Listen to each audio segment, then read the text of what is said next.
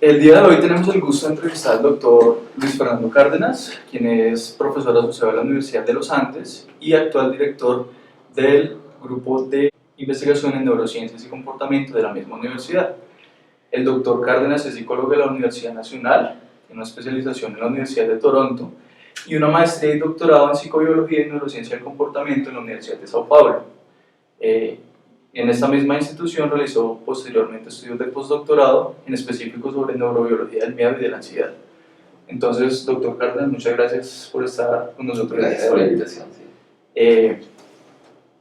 Quiero hacerle unas preguntas que como psicólogo clínico considero que nos pueden aportar bastante en el campo en específico de su especialidad. Entonces, la primera que quisiera hacerle es, ¿por qué es importante para nosotros como psicólogos conocer sobre fármacos y sobre psicofarmacología? Esa pregunta es bastante interesante y tiene muchas formas de respuesta, tiene muchísimas diferentes explicaciones, razones, justificaciones por las cuales es necesario que un psicólogo conozca esto. La más importante, pues lo que nosotros trabajamos en psicología es el centro mismo del trabajo en psicología, es el procesamiento cerebral que se hace, el procesamiento mental, el procesamiento psicológico, como tú quieras verlo, de todo el contexto, todo lo que nos rodea, tanto en la clínica, como en el aprendizaje, como en el infantil, en deportiva, en psicología jurídica, en psicología, por ejemplo, en cualquier tipo. Tú siempre vas a estar trabajando con personas que están de alguna u otra forma realizando acciones, comportándose. Y esas acciones, pues obviamente, son derivadas del funcionamiento del sistema nervioso. De tal forma que comprender el sistema nervioso es una condición que yo siempre considero sine qua non para poder arrancar en el estudio de psicología. Desafortunadamente no es el pensamiento más como difundido y no todo el mundo lo hace por una razón, y es que al entrar a ver cómo el cerebro funciona tienes que ver muchas cosas, no solamente la neuroanatomía, la electrofisiología, fisiología, sino también terrenos como la química, neuroquímica, la interacción con fármacos, con cosas externas, y eso hace que sea muy complicado, muy difícil, haya muchos nombres, y haya como demasiado terreno para aprender, y generalmente el psicólogo como que no está dispuesto a tener todo ese proceso de aprendizaje, porque son cosas bastante complejas en ocasiones, y es muy difícil, tener tanto tiempo en una formación de psicólogo, por ejemplo, para aprender tantas cosas. El universo humano es enorme. Entonces, siempre se tiene la idea de que existen algunas cosas importantes que están pasando en el cerebro, pero se trata como de no analizar muy bien esto. Y la psicofarmacología, pues es un área que es muy específica, muy particular, y que requiere un conocimiento bastante profundo de la fisiología y la neuroquímica cerebral. Entonces yo creo que una de las cosas que normalmente sería necesaria, y pienso yo que en el futuro va a ser para el psicólogo de formación, pues para cualquier persona que estudie comportamiento, es conocer perfectamente cómo es ese órgano que está comportándose realmente. Para muchos el comportamiento tiene un origen mucho más social, y a veces no se considera que lo social obviamente es el procesamiento cerebral que se hace de los contextos y demás, sino que piensa que es como un social casi en el vacío, y eso pues trae una serie de tal vez no convicciones, pero sí como inferencias, complicaciones que la gente hace tratando de decir no es necesario llegar a tal nivel de profundidad para entender otros niveles. Pero yo creo que lo que la ciencia nos ha mostrado es que sí es necesario poder los universos estar en referencia con otros, en relación con otros, para poder tener un nivel explicativo real mayor. Entonces, yo pienso que es necesario que el psicólogo conozca por lo menos las cosas básicas, fundamentales de neuroquímica, de farmacología, y eso tiene muchas implicaciones además del conocimiento. Una de ellas que me parece vital es cuando se tiene el diálogo con otras disciplinas y uno carece de ciertos elementos conceptuales, muy fácilmente pasan dos cosas: o uno pierde un poquito de credibilidad frente al otro, o el otro puede empezar inclusive a tomar más decisiones y cosas que pues, no hace sobre una situación que compete a todos, simplemente por el desconocimiento del otro. Entonces, como que de alguna manera, cuando tú manejas muy bien un término, digamos, manejas muy bien cómo es la psicofarmacología y conoces muy bien cómo funcionan drogas, un ejemplo específico, antipsicóticos, y estás hablando con un psiquiatra y estás debatiendo sobre el futuro clínico que va a tener aplicación en una persona que está siendo, pues, digamos, analizada por el caso, y tú no sabes cómo funcionan esas drogas, entonces tú no puedes realmente discutir y decir por qué mejor no utilizamos este tratamiento, esta terapéutica que podría estar más relacionado, qué sé yo, con sus síntomas positivos que con sus negativos, en fin. Uno podría tener un análisis muchísimo más pormenorizado, porque uno, desde la psicología, ha aprendido a entender más el comportamiento en el contexto. El psiquiatra no. El psiquiatra en realidad, pues, sabe, la medicina funciona más bien como una tecnología y en realidad lo importante es tener una serie de elementos para poder tratar una situación ya. Entonces, el psiquiatra no tiene por qué tener todo el conocimiento que el psicólogo sí tiene sobre aprendizaje, memoria, sobre todo lo que ha sido la historia, el desarrollo del individuo y demás. Entonces, el psiquiatra pues dice, sí, tengo este síntoma, damos esta pastilla. Es básicamente lo que hace la neuropsiquiatría, sin ir un poco más allá. Y normalmente el diagnóstico no es una cosa fácil. Y quien está mejor capacitado es el psicólogo. Yo creo que es necesario para ese diálogo interdisciplinario pues, que el psicólogo conozca realmente el tema. Entonces, a mí me parece pues, muy doloroso que casi siempre en las revistas clínicas el psicólogo le dicen haga pruebas. Y pues es una cosa que en últimas, el psicólogo está preparado para mucho más que eso, pero a veces no asume su papel. Y en gran parte pues sería el desconocimiento que puede tener. Listo. Doctor Cárdenas, hay una creencia que ha sido bastante difundida, incluso entre los mismos psicólogos, en las que de cierta manera se ha estigmatizado el uso de fármacos para el tratamiento de diversos desórdenes o problemáticas psicológicas. ¿Qué piensa usted al respecto? Eso no solamente sucede en psicología, eso pues es una historia que viene de una tradición muy antigua. Hubo una época en que se hablaba mucho exactamente de si la droga realmente servía. A veces se decía, el síntoma se crea para poder crear la necesidad de la droga y decir que la droga funciona. Hay muchísimas críticas frente a esto. Inclusive hay gente que actualmente sostiene que las enfermedades psiquiátricas como tal no existen y no están relacionadas con desórdenes neuroquímicos del cerebro, en contra de toda la idea que se tiene, pero hay gente que no tiene todas esas ideas. Entonces, de alguna manera, como que siempre ha habido una especie de rechazo, y no solamente de psiquiatrías, sino pues de todas. Y uno de los aspectos es que muchas drogas, pues casi todas en realidad hasta este momento, además de poder tener un mecanismo de acción que puede resultar efectivo para algunos aspectos de la sintomatología presente, pueden tener otros efectos indeseados, que son efectos secundarios. Entonces, por ejemplo, una persona, volvamos al caso de psicosis que hablábamos hace un momento, durante mucho tiempo se pensó que la única explicación neuroquímica de la psicosis era un aumento en la transmisión de dopamina, y la mayor parte de las drogas que utilizaron eran drogas que contrabalanceaban eso, es decir, eran antagonistas. Pero eran drogas muy generales que llegaban a todos los sistemas del cerebro que utilizan dopamina, entre ellos los sistemas motores. Entonces la persona, además de disminuir un poco su cognición y pues su juicio y todo lo demás, que en últimas era un poquito el efecto terapéutico perseguido, ¿no? También disminuía y tenía alteraciones motrices, entonces quedaba más quieto, más rígido, se movía por lo menos, parece como una especie de caso de Parkinson. Bueno. Y eso hizo pues que se pensara que la persona quedaba con más defectos y cosas que lo que antiguamente tenía. Sobre todo porque en muchos casos las drogas se utilizan sin saber exactamente la fisiopatología. Hoy en día sabemos que existen 5 mecanismos distintos neuroquímicos para la esquizofrenia, no es uno solo. Y por ejemplo, algunos síntomas responden mejor a unos, otros a otros. Si la farmacología fuera más selectiva, con seguridad podría llegar sin efectos secundarios a solamente esto. Y eso con toda seguridad pues sería muchísimo más valorado y la gente dedicaría mucho menos de trabajo en farmacología. Es el caso pues, de muchas entidades, por ejemplo la depresión también. Y normalmente lo que se tiene la idea es que cuando alguien está con drogas queda, como dicen, empepado, o sea, como dopado. Y pues de hecho, gran parte del efecto que se persiguió durante la farmacología de los 50 y los 60 fue eso. Personas que tenían ansiedad, por ejemplo, les daban drogas que lo que hacen es que realmente les inducen sueño, los ponen en un estado muy casi de relajación, casi al borde de una caída en el sueño, ni siquiera un sueño real, sino un sueño como hipnótico. Entonces, claro, la persona quedaba sedada. De hecho, las drogas se llaman hipnóticos sedativos.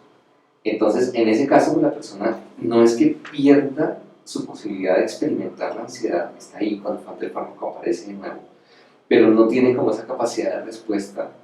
Y entonces decían, eso sirve para la ansiedad porque la persona ya no presenta el síntoma, es que está a borde de dormirse, entonces es otra cosa. Y eso pues hizo que la farmacología fuera cada vez más y más mal vista porque se consideraba una práctica pues mal hecha, que no funcionaba. Pero en estos últimos años, se está empezando a trabajar muchas líneas nuevas de farmacología. Una de ellas es la nanofarmacología, que es fundamentalmente estudiar drogas o moléculas que tengan un efecto perfectamente selectivo únicamente en el lugar que tú quieres, sin interferir con otros sistemas. Y de esa manera tú podrías llegar exactamente a donde quieras. Por ejemplo, tienes una constelación de síntomas y algunos sabes que se deben a aumento de tal neurotransmisión en tal región y otros en otra. Entonces, entonces podría llegar de forma selectiva a ellos y mejorarlos. En ese caso, pues, sería como otra farmacología nueva. Es otra nueva era de la farmacología que se espera que aparezca en esos días. Yo creo que entonces va a hacer que se cambie un poquito esa idea mala que se tiene de la farmacología. De acuerdo. ¿Qué beneficios y de pronto qué desventajas tiene tomar la alternativa de tratamiento, vuelvo a lo mismo, para determinados problemas psicológicos desde fármacos y no, por ejemplo, desde psicoterapia? Generalmente, tú puedes considerar que el cerebro es un sistema totalmente dinámico. Ese sería el comienzo de esta respuesta. El cerebro no funciona de una manera estática, como he dicho, el cerebro no está quieto, el cerebro no es una cosa que ya quedó hecha y como está hecha se mantenga el resto de la vida, no. El cerebro cambia y cambia en cuestión de minutos, cambia en cuestión de horas. Y algunas de las, digamos, de las estructuras, fundamentalmente proteínas, que son muy importantes en la comunicación neuronal, son los receptores. Esos receptores están conformados por grupos de proteínas y esas proteínas pues obviamente son degradadas con el paso del tiempo. Di tú, por ejemplo, un receptor para un neurotransmisor, el glutamato, por ejemplo, un receptor es un receptor que dura más o menos 18 horas. O sea que a cada 18 horas, teóricamente, te estás modificando la distribución de esos receptores. Y ese glutamato es un neurotransmisor vital en la memoria, en el aprendizaje, en la posibilidad de incluir nuevos conceptos en lo que se tiene. O sea, el cerebro es totalmente dinámico. Desde una perspectiva, el cerebro, como es dinámico, puede aprender de muchas cosas, de la experiencia por un lado y de cualquier tipo de otro tipo de alteraciones que tenga, por ejemplo, estimulación eléctrica o estimulación química con fármacos. Todo eso va cincelando el cerebro, modificándolo. Y esa es la explicación de que existan procesos como por ejemplo las adicciones, lo que son todas las personas que empiezan a consumir drogas y con el paso del tiempo requieren la droga para poder funcionar bien, por esa dinámica. Entonces, necesariamente la relación está ahí y es muy estrecha. De tal forma que tú puedes llegar a un cerebro desde muchas formas distintas para tratar de modificarlo, para bien o para mal. Si es un cerebro que tiene algún tipo de patología, se espera que la modificación sea para bien. Pongamos una patología, pongamos el caso de la depresión, que es un caso muy característico, muy interesante. Antiguamente se pensaba que eran pocos tipos de depresión que hoy. Entonces revisan el DSM-3, había una característica diferente, el DSM-4 otras. Hoy en día el DSM-5 existen muchas variedades. Farmacológicamente sabemos que existen muchas más. Por ejemplo, hay depresiones cuyos síntomas centrales es lo que se llama la anedonia, que es en general la pérdida de motivación, la pérdida de interés. Eso es un síntoma netamente dopaminérgico. Hay una región del cerebro que es como el centro, digamos, del placer, donde justamente funcionan las adicciones, que maneja dopamina. Esa región, cuando empieza a disfuncionar, hace que la persona presente síntoma de como desmotivación general, como de anedonia. Pero hay otras depresiones que tienen, por ejemplo, mucho más componente ansioso. Hay muchísima comorbilidad. Y la ansiedad se sabe que es un problema más relacionado con la serotonina. Entonces, por lo menos son dos sistemas, y hay como 6 más, que pueden estar implicados diferencialmente en cada depresión. Obviamente, si yo tengo una persona con un cuadro determinado y lo trato con un fármaco que es mejor para otro, pues no va a evolucionar mucho, no va a tener una buena recuperación. Al contrario. De igual forma, si hay una intervención psicológica más orientada a disminuir la ansiedad de una persona que tiene más de motivación, pues no va a servir para nada. Entonces, bueno, puede que sirva, obvio, pero no es como. Uno tiene que hacer una buena formulación del caso, tiene que mirar los síntomas centrales, tiene que empezar a hacer todo el manejo clínico específico. De igual forma, en la farmacología sería lo ideal poder mirar cómo está su sistema de dopamina, cómo está su glicolina, cómo está su serotonina, cómo está pasando un GABA, por ejemplo. Pero eso es carísimo, eso es muy difícil, no existen todavía las tecnologías bien selectivas para poderlo hacer. Bueno, hay muchísimos impedimentos que te pueden decir, la mejor farmacología para ese paciente es este, para este caso, este, para este otro, este. De igual forma en la psicología, pues también tú puedes tener distintas alternativas. Entonces, son tratamientos complementarios. Y el único objetivo es hacer que ese cerebro de esa persona que está, llamémoslo, disfuncional o que no está funcionando de manera adecuada, como esperado, vuelva a hacerlo, vuelva a funcionar. Y esa es una cosa pues, que en últimas depende del manejo clínico que se haga. Yo pienso que la decisión de tomar un fármaco o no es una cosa que debe ser muy bien pensada. En algunos casos el fármaco no es necesario en primera instancia porque solamente el aspecto de la psicoterapia, como te llamas, sería suficiente de modificar esas cosas y con eso sería más fácil tener digamos, un cambio de curso de la dinámica de ese cerebro. En otros casos no. Hay, por ejemplo, un tipo de depresión que hoy en día ya se sabe exactamente, es una enfermedad genética, es un problema que está asociado con una proteína de uno de los transportadores de la serotonina. La serotonina es un neurotransmisor que cuando se libera es recaptado por las células para que no se quede mucho tiempo en la brecha. Y a veces ese proceso de recaptación está alterado, se recapta muy rápido o no se recapta y entonces se almacena. Eso depende de cómo es la proteína que está en las células. Y esa forma que se llama proteína depende del genoma de la persona, de su genética. Entonces, hoy en día sabemos que hay una alteración de un gen que hace que ese transportador no quede muy bien hecho e induce un cambio en esa dinámica de la serotonina. Eso se traduce después en comportamiento, en depresión. Esa depresión, por ejemplo, por más que tú le hagas psicoterapia, no va a funcionar. Es como que tú hicieras un poco de psicoterapia para cambiar el color de los ojos de alguien. Pues no funciona, es algo genético. En este caso, la cosa es que el ojo es inamovible, tú no puedes modificar los colores de las proteínas que están ahí, el cerebro sí. Entonces tú puedes combinar dos cosas, dar un fármaco que haga que la célula, a pesar de su error genético, regule mejor y simultáneamente un poco de psicoterapia, y bueno, ahí se puede mantener algo que funciona un tiempo, pero necesariamente por ser genético después vuelve a aparecer. Entonces habría de nuevo necesidad de intervención farmacológica. Entonces es muy difícil saber, en este caso sí, es un diagnóstico muy claro, y esos diagnósticos no generalmente son fáciles de hacer. Listo. Respecto a otras alternativas de tratamiento que son un poco de tradición más psiquiátrica, por ejemplo, cuando en depresión se ha utilizado la terapia electroconvulsiva, ¿qué nos puede comentar? Hay historias y se cuenta mucho que las personas que más abogaban para que sí les diera terapia convulsiva eran los mismos pacientes. Porque pues para una persona que tiene depresión, poder estar 8 o 15 días sin depresión es muy importante. Entonces esas personas en realidad iban y hacían su terapia convulsiva, tenían pues todo el componente motor pues, bastante desagradable, peligroso para la persona, para quien estaba viendo todo, pero cognitivamente, como era una liberación masiva de transmisores, les funcionaba muy bien durante un tiempo. Entonces había una revisión de casi todos los síntomas y la persona se sentía bien.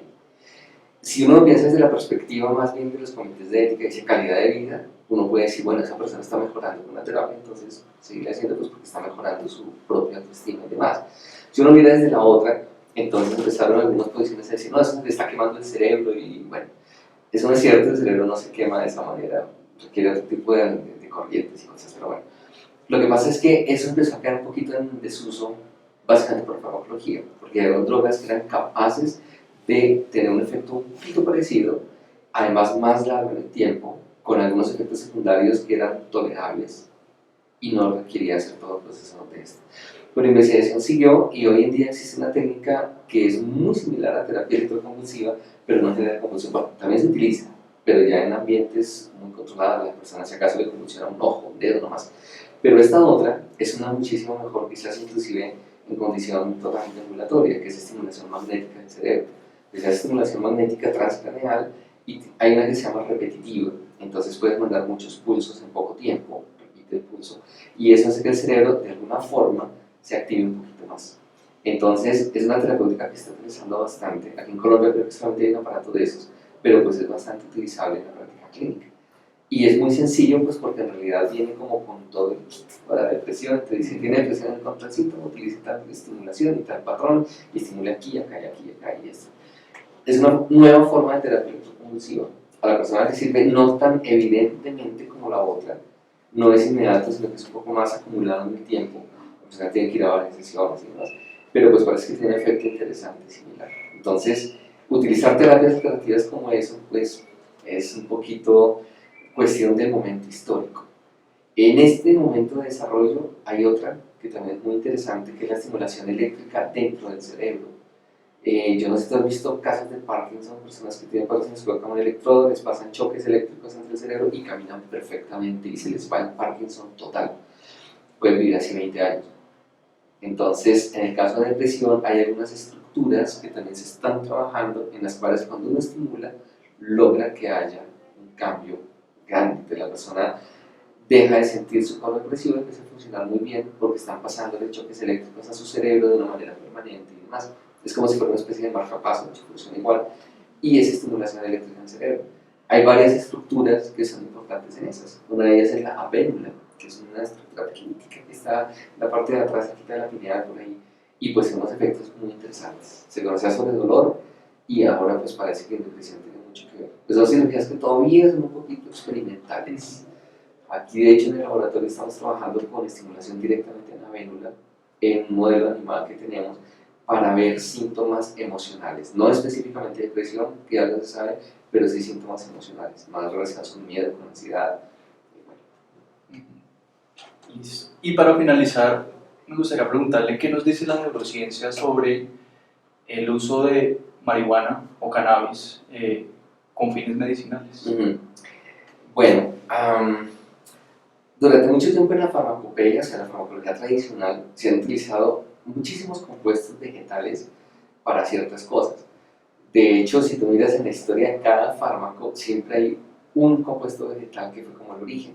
Por ejemplo, el caso de la esquizofrenia que hablamos hace un momento, había una matica que se llama revolfia, que se da en la India, y el macerado de la raíz de la revolfia se le daba a personas que tenían alteraciones de estas. Y ahí hay un compuesto, una molécula que se llama reserpina, que es la que en realidad tiene todo el efecto, el resto no. Y con todos los compuestos vegetales pasa lo mismo. Hay, por ejemplo, tribus donde utilizan yagé. Yagé es un compuesto de dos cosas. Una de ellas es un inhibidor de monoaminoxidasa y el otro es el que es realmente alucinógeno. Entonces, llevando la combinación de los dos, tú puedes tener que la persona tenga más o menos efecto alucinógeno. En última, lo que hace el chamán es eso, modificar la cantidad de imago que da, pero no sabe. Entonces, son cosas que se dan desde una perspectiva muy como tradicional. Y el uso de la marihuana también tiene una historia muy interesante. Pero si tú miras realmente de todos los componentes que tiene la marihuana, existen varios, existen como 4 que tienen algún efecto que puede ser muy evidente, los otros no. Uno, por ejemplo, el que ocasiona todo el efecto placentero, recreativo, que es perseguido por los consumidores, es el que se llama el 9-tetrahidrocannabinol, pero ese es uno solo. Existen otros, y hay, por ejemplo, uno que se llama cannabidiol. Ese no tiene efecto psicológico, él en realidad no genera toda la sensación, y él parece que es el que realmente tiene más efectos en terapéutica, por ejemplo, en usos en glaucoma, en cefalea, en otras cosas, inclusive comportamental. Entonces, hablar de marihuana pues es muy complejo porque es mucho. Marihuana tocaría más bien hablar de cuáles son sus compuestos y hablar de cada uno.